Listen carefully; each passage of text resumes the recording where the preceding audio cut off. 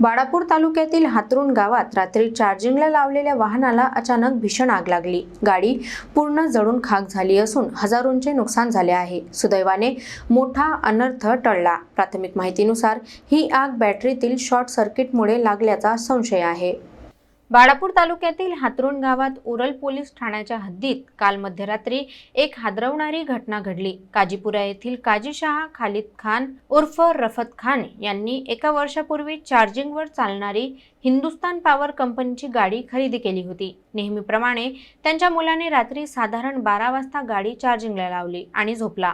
मात्र पहाटे 3च्या सुमारास घराबाहेरून जोरदार आवाज आल्याने महेंद्री हसन यांची झोप मोडली। बाहेर पाहताच त्यांनी पाहिले की गाडी प्रचंड ज्वाळांनी पेटली होती। क्षणार्धात गाडी आगीच्या विळख्यात सापडली। त्यांनी तात्काळ आपल्या भावाला आणि भाच्याला जागे केले आणि आग विझवण्याचा प्रयत्न केला।